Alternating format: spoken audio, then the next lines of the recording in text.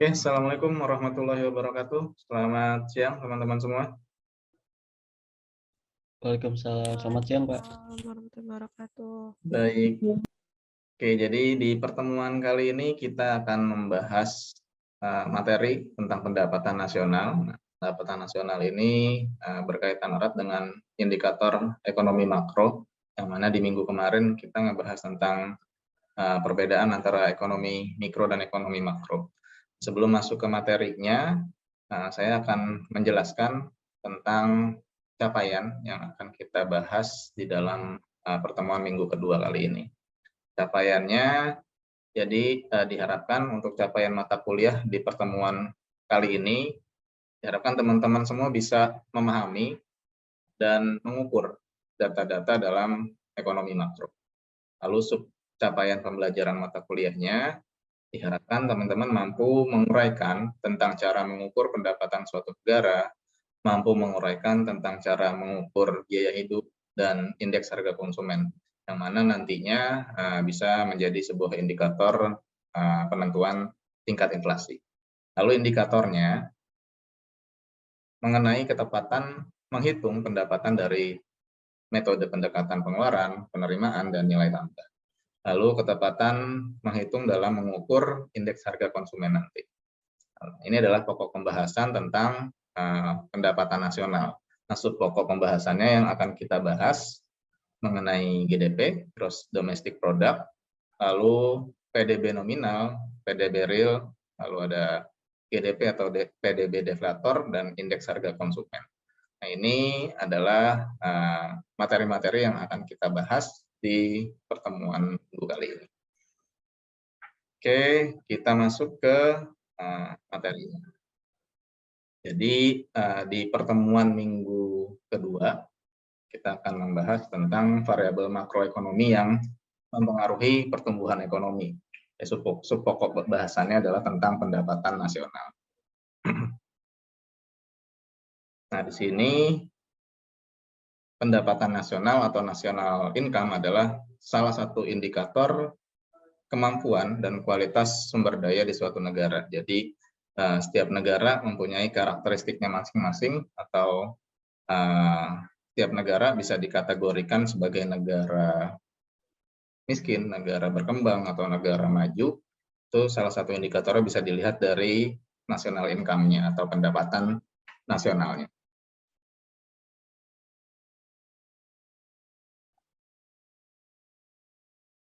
Selanjutnya, kenapa kita harus ngebahas tentang pendapatan nasional? Di sini ada manfaatnya. Jadi manfaat pengukuran pendapatan nasional yang pertama adalah mengetahui potensi sumber daya negara. Jadi kita bisa mengetahui kekuatan atau ancaman dari negara-negara lain dari pengukuran pendapatan nasionalnya, mengetahui kekuatan dan kelemahan ekonomi suatu negara, mengetahui besarnya produktivitas masyarakat di suatu negara, menentukan perkembangan atau pertumbuhan ekonomi di suatu negara, lalu sebagai acuan bagi perencanaan pembangunan nasional di periode berikut. Nah, di sini ada beberapa metode perhitungan tentang pendapatan nasional. Jadi ada 3 metode perhitungannya, ada metode produksi, metode pendapatan, dan metode pengeluaran. Ini akan kita bahas satu persatu. Jadi metode produksi berkaitan dengan apa yang dihasilkan. Apa yang dihasilkan dari nilai tambah barang atau jasa dalam perekonomian yang dihasilkan di dalam periode tertentu, biasanya 1 tahun periodenya di wilayah suatu negara. Nah, ini nanti akan ada beberapa sektor, biasanya 18 sektor yang dihitung di dalam GDP. Ini nanti akan saya berikan contohnya. Lalu metode yang kedua, metode pendapatan. Ini balas jasa atau feedback ya. Feedback yang diterima dari faktor-faktor yang sudah diproduksi, yang ikut serta dalam proses produksi di suatu negara dalam jangka waktu tertentu. Lalu ada metode pengeluaran. Metode pengeluaran ini ada beberapa faktor, yaitu ada konsumsi rumah tangga yang disimbolkan dengan C, ada inventory itu disimbolkan dengan I, dan G itu adalah government atau pengeluaran konsumsi pemerintah, dan NX itu ekspor neto, di ekspor dikurang impor ya. Ini metode pengeluaran yang akan dibahas di dalam metode perhitungan pendapatan nasional. Oke, selanjutnya, nah ini adalah indikator tadi dalam capaian pembelajaran mata kuliahnya. Ada GDP dan PI. GDP itu nanti kita ngebahas tentang GDP nominal, GDP real, dan GDP deflator. Lalu indeks harga konsumen atau CPI, Consumer Price Index, ini mengukur tingkat harga. Oke, kita membahas satu indikator terlebih dahulu tentang GDP-nya, Gross Domestic Product. Di GDP ini adalah nilai barang dan jasa akhir yang dihasilkan di dalam perekonomian selama satu periode di waktu tertentu. Nah, waktunya tadi dalam 1 tahun periodenya. Lalu GDP adalah penjumlahan nilai konsumsi C, investasi I, pembelian barang dan jasa oleh pemerintah G, dan ekspor neto itu NX yang dihasilkan dalam perekonomian selama periode waktu tertentu. Ini menurut metode pengeluaran. Lalu untuk metode nilai tambah dan penjumlahan sama, jadi nilai tambah itu adalah yang dihasilkan dan penjumlahan pendapatan itu adalah metode pendapatan yang dibahas tadi. Di sini ada keterangan bahwa GDP bisa digunakan untuk berbagai macam tujuan, tapi yang paling penting salah satunya adalah untuk mengukur performa keseluruhan di dalam perekonomian.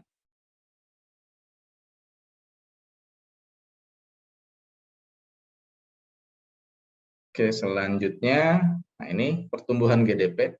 Jadi peningkatan atau pertumbuhan GDP itu nantinya dampaknya banyak. Salah satunya adalah tingkat pertumbuhan ekonomi. Lalu dampak lainnya GDP juga bisa menyebabkan tingkat pengangguran, tingkat inflasi, dan indeks pembangunan manusia. Jadi dia banyak dampaknya secara domino yang nantinya bisa mempengaruhi faktor-faktor lainnya. Nah, di sini pertumbuhan GDP itu disebabkan karena 2 faktor. Jadi perubahan ketersediaan resource, lalu karena peningkatan produktivitas. Peningkatan produktivitas ini disebabkan karena efisiensi penggunaan resource itu sendiri. Nah, efisiensinya kemarin sudah kita bahas ya di pertemuan minggu pertama. Nah, jadi saya mau tanyakan kembali nih bahwa di dalam ekonomi makro itu membahas perekonomian secara keseluruhan. Di mana ekonomi makro ini berangkat dari ekonomi mikro ya. Ekonomi mikro dia membahas tentang cara pemenuhan kebutuhan. Jadi ekonomi mikro bagaimana kita bisa mengelola atau memanajemen sumber daya yang ada supaya bisa kita gunakan secara efektif dan efisien gitu. Karena di dalam ekonomi mikro di pembahasan berikut sebelumnya, ekonomi mikro itu dia ada masalah pokok yang dibahas di sana bahwa ada masalah tentang kelangkaan ya. Karena sumber dayanya terbatas, namun kebutuhan manusianya tidak terbatas, sifatnya tidak terbatas. Karena itu sumber dayanya harus digunakan secara efektif dan efisien. Nah, jadi saya tanyakan kembali nih bahwa efektif itu apa, efisien itu apa. Nah, kira-kira ada yang bisa memberikan pendapatnya, teman-teman, antara efektif dan efisien? Silakan. Mungkin saya, Pak. Ya, silakan Jody. Kalau efektif, menurut saya itu dia efektif dan efisien itu sama-sama tepat sasaran, Pak. Nah, tapi yang mementingkan caranya itu ke efisien. Kalau efektif tidak mementingkan caranya, Pak. Yang penting mencapai suatu tujuan. Oke, ada lagi teman-teman? Selain pendapatnya Jody?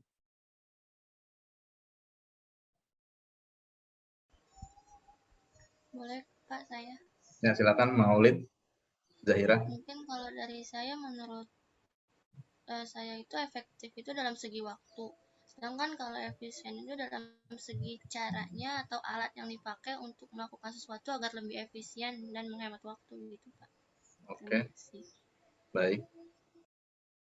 Hampir tepat juga. Mungkin ada satu teman lagi yang mau menambahkan tentang efektif dan efisien. Nggak ada? Baik, kalau nggak ada, kita simpulkan aja dari dua pendapat teman-teman tadi bahwa efektif itu adalah tepat sasaran, secara simpelnya ya, tepat sasaran efektif, kalau efisien itu adalah tepat caranya ya. Nah, di sini efektif dan efisien tujuannya tadi untuk bisa menghemat atau memaksimalkan resource yang ada dalam menciptakan produk atau jasa supaya bisa meningkatkan produktivitas yang ada gitu. Jadi saya harap efektif dan efisien ini juga bisa diterapkan dalam kehidupan sehari-hari, karena menurut saya prinsip efektif dan efisien ini cukup penting dalam beberapa pengambilan keputusan yang bisa teman-teman lakukan gitu. Nanti pasti akan ada beberapa opsi pilihan, misalnya teman-teman diharuskan ke kampus G dari kampus J misalnya.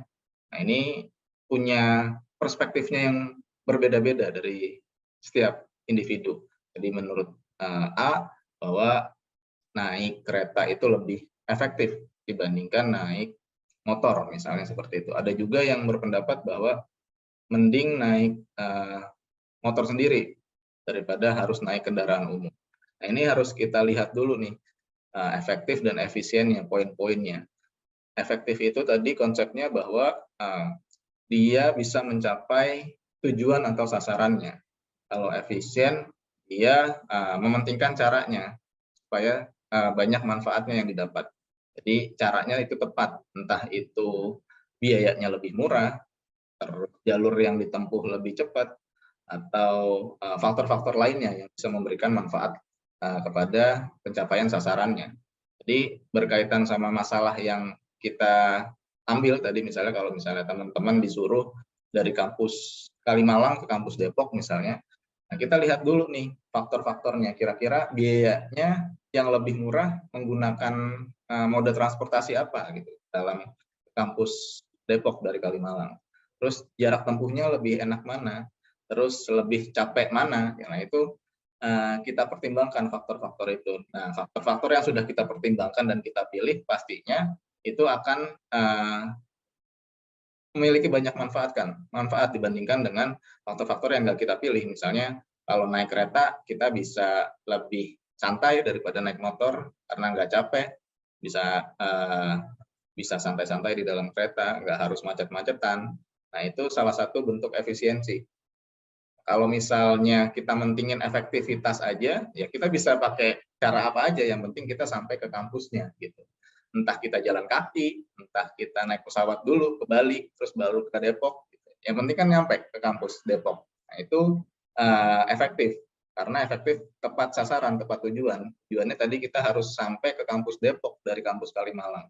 Entah gimana caranya. Yang penting kita sampai ke kampus Depok. Nah, caranya ya gimana aja itu efektif. Yang penting sampai. Nah, kalau efisien kita mempertimbangkan cara-cara yang ada supaya bisa lebih hemat, bisa lebih gak capek, bisa lebih enjoy. Nah, itu efisien. Simpelnya kayak gitu. Oke, selanjutnya kita masuk ke slide berikutnya. Di sini ada kaidah dalam menghitung GDP ya. Nah, di sini cara menghitung GDP. Jadi ada dua produk yang diciptakan dalam satu negara. Misalnya di suatu negara dia menciptakan menghasilkan apel dan jeruk. Misalnya di negara A dia menghasilkan apel dan jeruk dengan harga $0,5 dan $1 untuk jeruknya. Nah, di sini kita hitung nih GDP-nya. Jadi GDP itu adalah nilai total barang dan jasa yang dihasilkan. Nah, di sini barang yang dihasilkan adalah apel dan jeruknya. Apel dan jeruk ya di sebuah negara A. Apelnya harganya $0,5, jeruknya $1. Jadi kita hitung berapa apel yang diproduksi selama 1 tahun di negara A, berapa jeruk yang diproduksi selama 1 tahun di negara A, dan kita akumulasikan dengan harganya. Di GDP, harga apel dikali jumlah apel ditambah harga jeruk dikali jumlah jeruk. Nah, ini untuk produk apel dan jeruk aja. Kalau misalnya ada beberapa faktor lain atau produksi lainnya, nah ini harus ditambahkan juga. Oleh karena itu tadi sektornya saya bilang banyak, ada 18 sektor. Nanti itu akan kita bahas sektor-sektornya. Nah, di sini simpelnya ada apel dan jeruk aja. Nah, di sini harga apelnya $0,5. Misalnya di periode 1 tahun di tahun 2022, negara A menghasilkan 4 apel, lalu 3 jeruk. Jadi tinggal kita akumulasikan. $0,5 dikalikan 4 apel ditambah $1 dikalikan jeruk. Nah, hasilnya adalah $5. Nah, ini adalah GDP di tahun 2022 untuk negara A. Nah, simpelnya kayak gitu. Jadi perhitungan nilai total barang yang dihasilkan di dalam sebuah negara. Jadi kita total semua harga dengan jumlahnya, baru kita akumulasikan dengan harga dengan jumlah barang yang lain. Nah, ini untuk yang pertama. Selanjutnya, kaidah yang kedua, aturannya barang bekas tidak dimasukkan dalam perhitungan GDP. Kenapa? Karena barang bekas itu belum menjadi barang yang jadi. Takutnya kalau kita masukkan di periode ini, di periode depan barangnya jadi tuh barang bekasnya. Di tahun 2002 misalnya masih barang bekas bentuknya. Di tahun 2023 barangnya sudah bentuk barang jadi. Di tahun 2002 udah masuk nih perhitungan GDP-nya, di tahun 2003 masuk lagi. Nah, itu nanti akan menjadi masalah double counting. Jadi perhitungan ganda. Nah, barang setengah jadi juga nggak dimasukkan ke dalam GDP. Alasannya ya karena belum jadi belum ada harga pasarnya gitu. Dan barang bekas juga nggak masuk dalam perhitungan GDP. Jadi semuanya untuk menghindari masalah double counting, untuk menghindari terjadinya perhitungan ganda di perhitungan GDP. Jadi hanya memasukkan nilai produk akhir yang dihasilkan dan dijual untuk konsumsi dan investasi, jadi bukan untuk produk antara. Lalu hanya memperhitungkan total pendapatannya sebagai penjumlahan dari nilai tambah di setiap tahapan produksinya. Seperti itu. Nah, kenapa sih kita perlu mempelajari perhitungan GDP? Yang pertama, kita bisa memberikan gambaran nih untuk studi-studi makro. Jadi kita bisa membaca sisi tentang produksinya, produksi setnya, pertumbuhan dan penawaran secara keseluruhan. Nah, kita bisa melihat juga sisi permintaannya, permintaan secara agregat. Lalu yang kedua, lagi-lagi kita bisa melihat atau menunjukkan karakteristik perekonomian di sebuah negara. Nah, di sini ada perbandingan antara GDP dan GNP.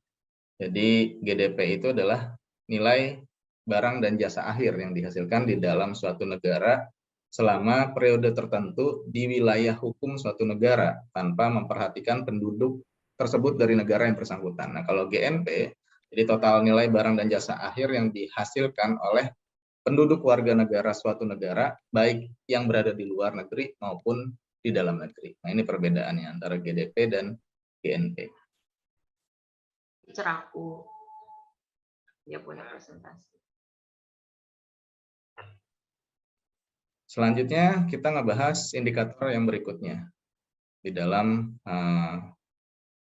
pendapatan nasional. Jadi ada GDP real dan GDP nominal.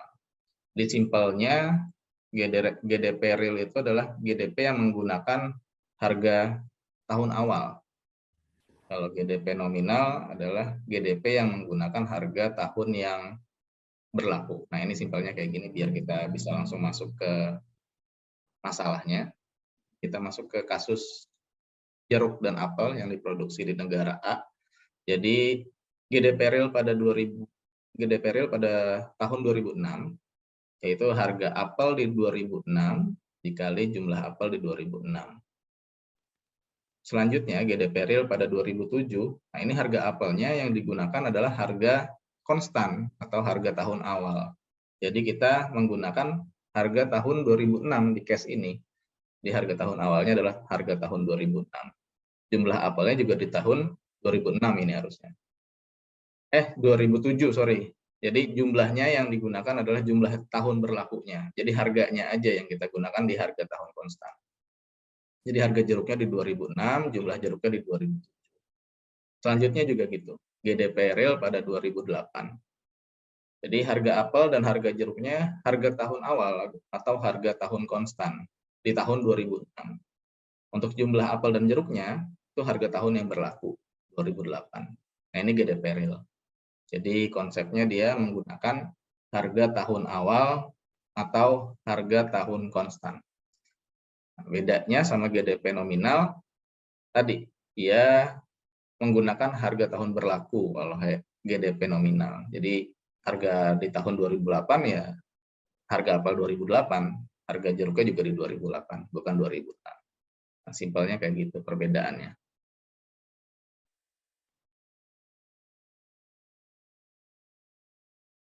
Deflator. Jadi deflator ini fungsinya adalah membandingkan antara GDP nominal dengan GDP real. Disebut deflator karena harga implisit untuk GDP-nya. Jadi mengukur harga output relatif terhadap harga pada tahun dasar.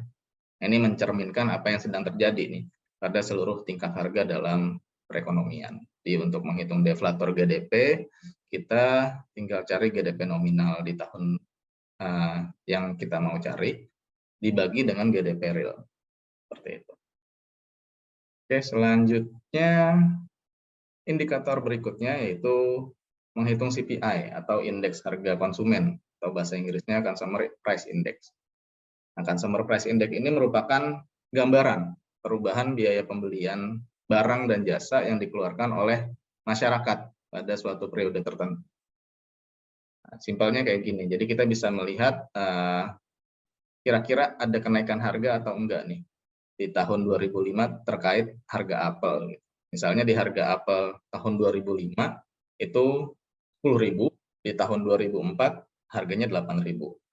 Maka indeks harga pada tahun 2005 bisa kita hitung sebagai berikut.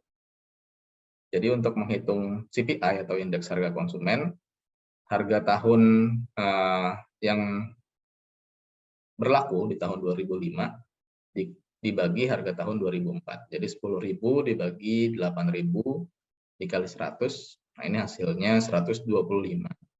Lalu 125 ini kita akan kurangi 100, ini rumusnya sebagai tahun dasar, di 125 dikurang 100, hasilnya adalah 25, dikali 100%, hasilnya adalah 25%.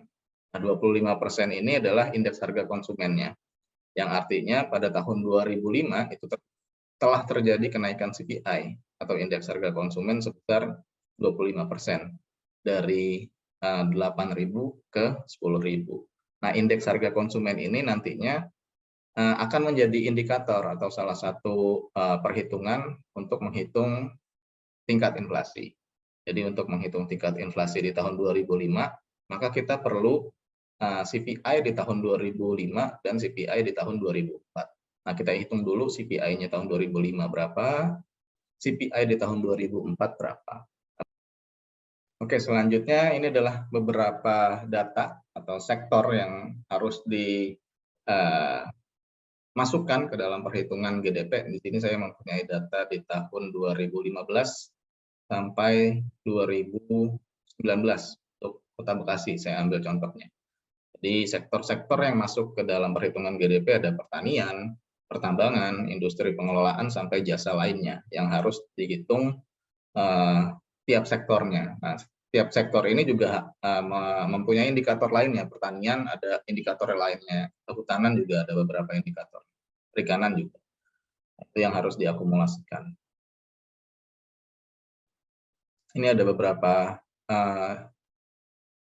indikator makroekonomi lainnya, ada tingkat pengangguran terbuka, datanya masih menggunakan data di tahun 2018 sampai tahun 2020 di Kabupaten Bekasi.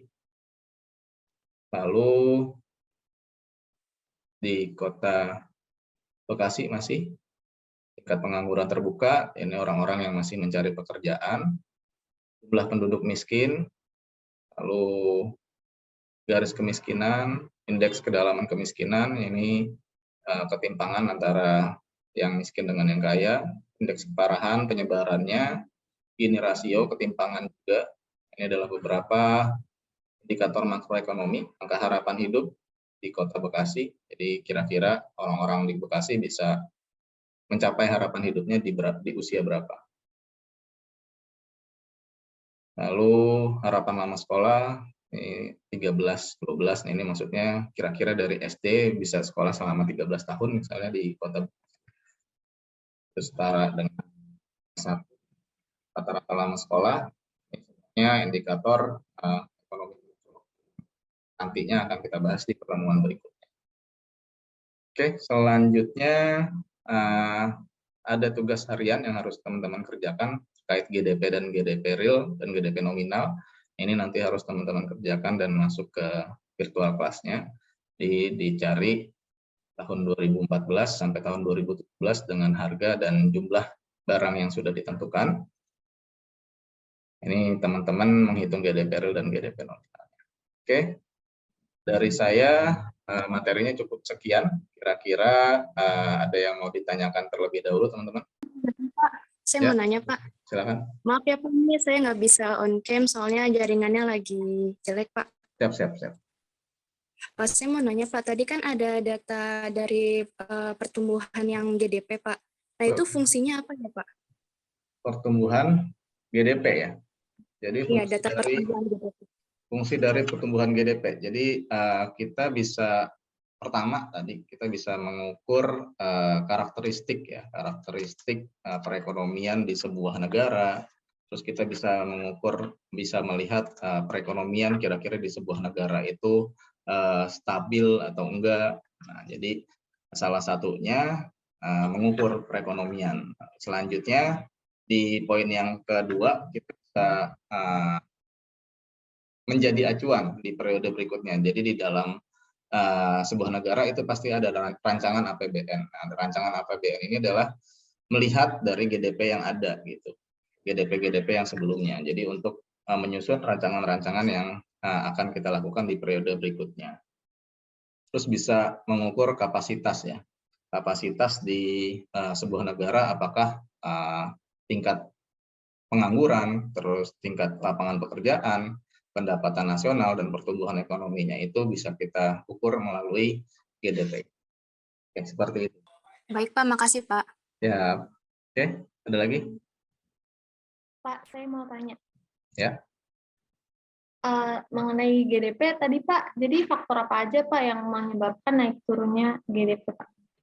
Oke, jadi ada dua faktor tadi ya, yang menyebabkan naik turunnya GDP. Yang pertama adalah resource-nya, yang kedua efisiensi dari penggunaan resource-nya. Jadi kalau kita menggunakannya secara efisien dan kita bisa manfaatkan secara baik resource-nya, baik sumber daya alam, sumber daya manusia, kita kelola atau kita manajemen dengan baik, pastinya barang atau jasa yang kita hasilkan juga akan berpengaruh gitu. Jadi lagi-lagi resource baik sumber daya alam dan sumber daya manusia yang mengelolanya menjadi poin penting dalam sebuah laju pertumbuhan GDP, seperti itu. Baik, terima kasih, Pak. Oke, baik. Oke, ada lagi? Oke, kalau tidak ada, saya rasa cukup untuk pertemuan kali ini. Terima kasih banyak atas partisipasinya. Kita akan ketemu di pertemuan berikutnya. Oke, saya tutup. Wassalamualaikum warahmatullahi wabarakatuh. Waalaikumsalam warahmatullahi wabarakatuh. Terima kasih, Pak. Selamat pagi. Baik.